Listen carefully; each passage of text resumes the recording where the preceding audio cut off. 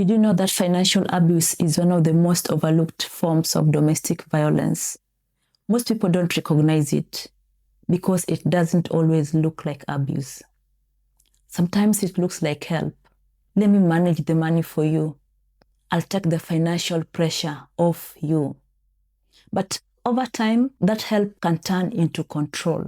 And this matters because financial abuse can happen to anyone in any relationship, regardless of their income or background.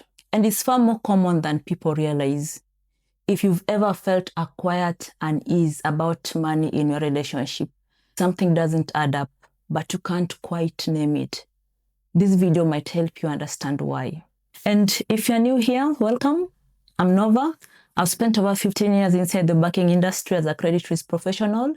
And on this channel, I talk about winning with debt from a risk perspective. And my intention is just to replace fear with facts on consumer debt issues. And if these are topics that interest you, then consider subscribing to this channel and like each and every video that makes a difference to you.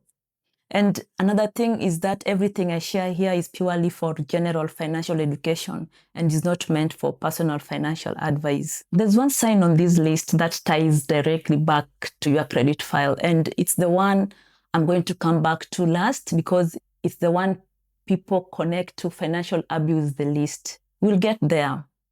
But first of all, let me just highlight that in this video, I'll walk through 6 signs of financial abuse, why they are so easy to miss, and what you can actually do to protect yourself. And this video is based on guidance from the National Debt Helpline and Credit Smart. Full sources are linked in the description. So, what is this financial abuse? Financial abuse is a form of domestic and family violence. And at its core, it's about power and control using money. It's not money management in any way. And maybe to put it another way, it's when someone controls your access to money, limits your ability to earn money, or deliberately undermines your financial stability. And here's what really makes it dangerous. It's often subtle and cumulative. One action might seem a bit reasonable. Repeated over time, it creates dependence, it creates fear, and loss of control. Because it builds slowly, financial abuse can be hard to spot from the outside. And what counts as financial abuse can look different across different families and cultures. It often shows up alongside other forms of abuse too. So rather than one single definition, let's walk through the documented red flags to watch out for. And these are the 6 red flags I'll be taking you through. The first red flag is that you don't control your own money. If you are handing over your pay the moment it lands, your bank account is controlled. You can't access your own bank statements or see your own assets. You are living off a fixed allowance that doesn't even cover your bills, or you are working in a family business without being paid. That's not generosity. That's control dressed up as care. Or your partner could even say things like, "I'll handle everything for you." On the surface, that sounds caring. In practice, it can mean you are shut out of every financial decision. And the second red flag is where your spending is constantly being monitored.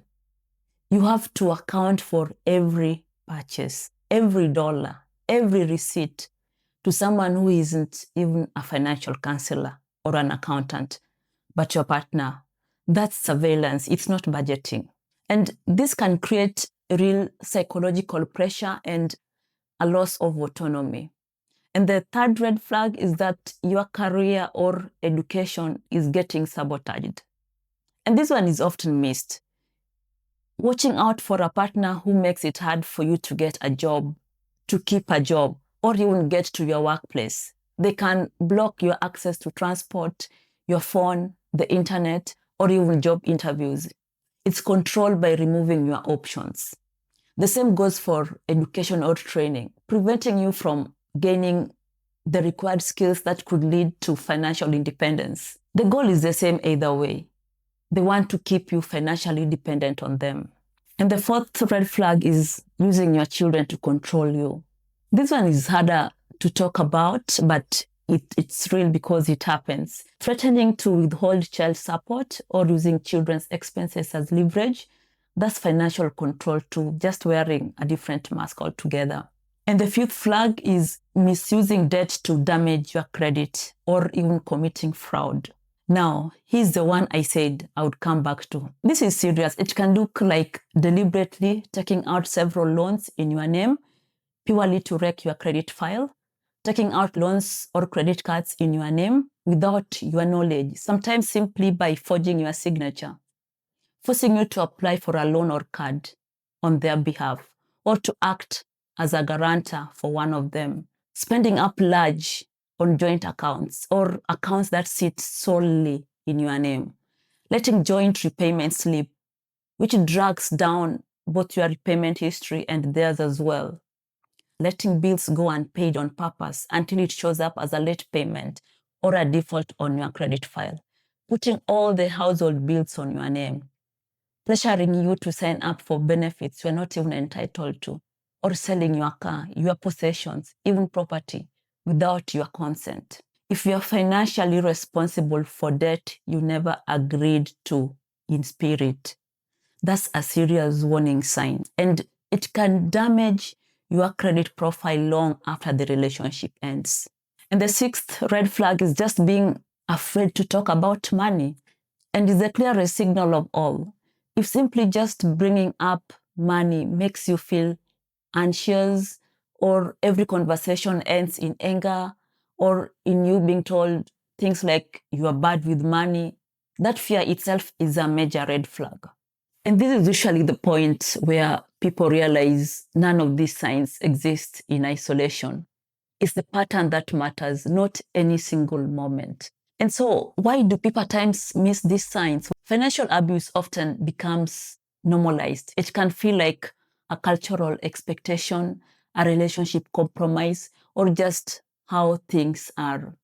Over time, it becomes a way of life, which makes it even harder to recognize. But before I get into what you can actually do, I want to say this out clearly, that none of this is your fault. It might be made to look like your fault, but it's not your fault. And recognizing these signs doesn't mean you have to act today.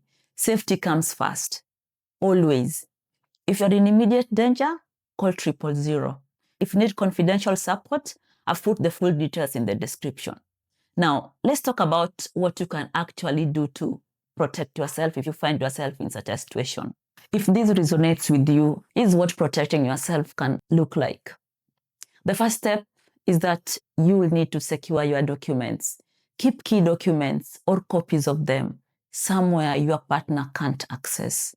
You can give it to a trusted friend, a safety deposit box. You can keep them anywhere private and reliable. The second step is that create financial separation. If it's safe to do so, open an account in your own name at a different bank to any joint accounts. Start building a financial footprint that belongs to you alone. And the third step is that watch the debt door. Review joint statements when you can. Check your own credit report. For shared facilities, you can consider requiring 2 signatures or cancelling them. And always read before you sign. Avoid signing anything when you are under pressure. And the fourth step is that you need to be careful with your accounts. And this is the step people get backwards. If you are living with the person responsible for the abuse, you may not rush to close joint accounts. That may somehow escalate the risk. It's important to get advice first. If you don't stay with them and you are safe, closing joint accounts and separating your money may become the priority. And the fifth step is that build a savings buffer. Even a small separate emergency fund changes the power balance. It's not about the amount, it's about having an option. And the sixth step is that get advice on existing debts. If you've already been left holding debt because of this, it's important to get advice. There may be ways to reduce repayments or avoid owing some of it altogether.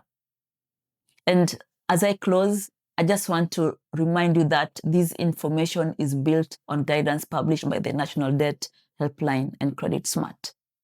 Full references and links are in the description part. You deserve to understand and control your finances. If this helps you spot something you hadn't thought of before. Subscribe and share. Next week's video is another one you'd want to see.